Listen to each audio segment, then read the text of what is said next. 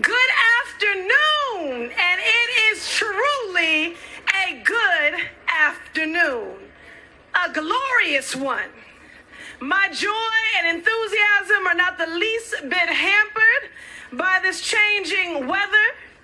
What's a little raindrops and a little mud? We need only summon the optimism and resolve of Martin and Coretta, who did what they were called to do in pursuit of a more just world, no matter the conditions or the circumstances. What a surreal and humbling honor it is to join in beloved community with you in Boston on this day, where we affirm that representation matters, equity in the permanent artistic DNA of this city's infrastructure matters, especially in a city with a storied past but an evolving and still struggling present.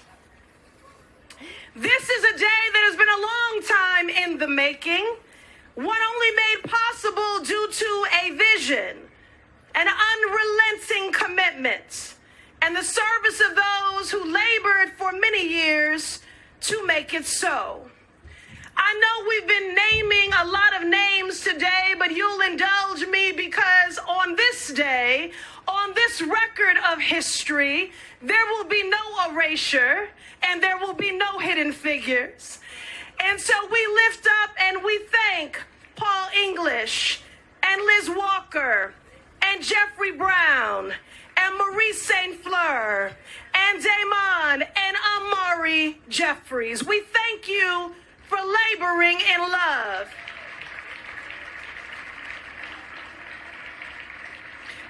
We thank the donors who sowed a seed. We thank the volunteers for their sweat equity, the entire team and family at King Boston. We thank you.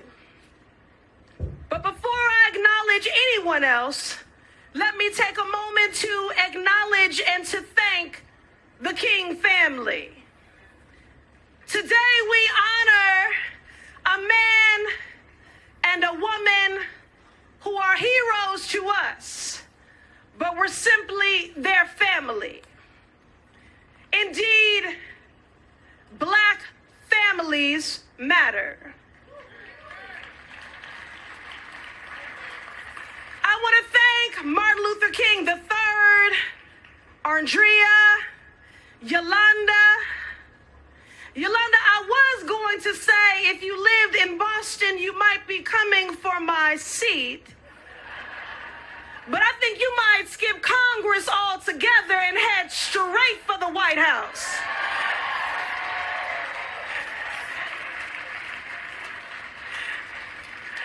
But I also do want to, again, because these were their parents. And I want us to also acknowledge the other children and bring them into this space, Dexter, Bernice, and the late Yolanda King. Can we please give it up to the King family one more time? I thank you for modeling the grit, the grace, the faith, and determination of Coretta and Martin in word and deed, for advancing the work of justice and building upon their great legacy, building upon the movement. Now, of course, movements do not move themselves. And although the movement was led by Martin and Coretta, I have to take a moment to acknowledge not only the community leaders and builders and civic leaders and activists and artists. I want to thank our ancestors, faceless and nameless to many who sent up a prayer, who Vaselined an elbow, who packed a lunch. In this moment, to our ancestors, we say thank you.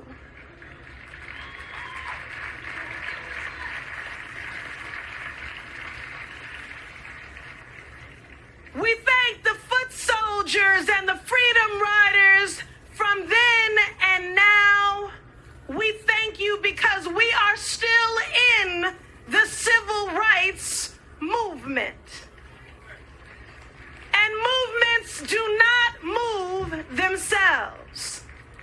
And so I thank my colleagues, my partners in government for their stewardship. And again, we thank the incredibly talented artist, Hank Willis Thomas. We know that the ancestors were stewarding your hands and this vision and all those involved in ushering in a new Boston tradition with the historic unveiling of the Embrace, creating a space of artistic testament and reverence to the enduring legacy of the Kings and a reminder of their Boston origin story.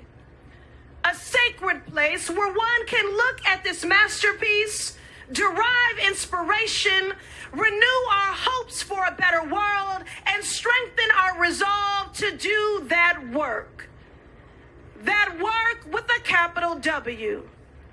To speak truth to power. To be actively anti-racist and not complicit in inaction and inertia. We know with inaction and inertia, we have insurrection and unrest. We must do the work of a capital W, of speaking truth to power, of being actively anti-racist, of confronting a colonial past, of uprooting and dismantling white supremacy from the corridors of Congress to Haiti to Harrison Avenue.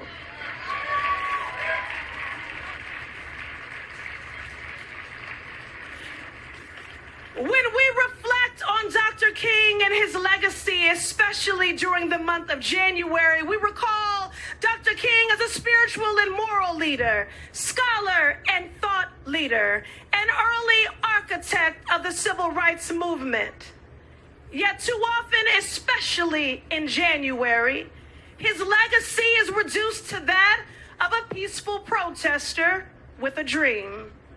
When the whole truth is, Dr. King was a proud and unapologetic black man, a prophetic preacher and a radical dreamer with a bold vision and desire for revolutionary change. Dr. King's vision was a radical one, considered bold for the times, full inclusion, equity, a redistribution of wealth and resources, and voting rights. In word and deed, he sought to affirm that Black lives matter. And in the face of threats, indignity, violence, brutality, and even isolation and marginalization because of his radical views, Dr. King still led with love. Love of God, love of humanity, love of justice. And in this great city of Boston, he found the love of his life, Miss Coretta Scott, who became a devoted wife, trusted confidant, advisor, effective strategist, and activist in her own right. Theirs is the story of the transformative power of love, of Black love. Martin and Coretta, two brilliant, conscious, progressive people, aligned in the shared purpose of justice, who prayed together, who marched, rallied, boycotted, sacrificed with intention and urgency, stoking and appealing to our collective conscience, beginning in Boston, to embrace equality over racism, to embrace peace over militarism, to embrace grace over greed, to embrace unity over division, to embrace racial, economic, social justice over oppression, to embrace love over hate, to embrace one another. Martin loved Coretta, and Coretta loved Martin. Their embrace of one another began in Boston. Their vision for a more just world, their blueprint for a movement was formed and sharpened right here. Before Georgia, there was Boston. Before Alabama, there was Boston. Before New York, there was Boston. Before Washington, there was Boston.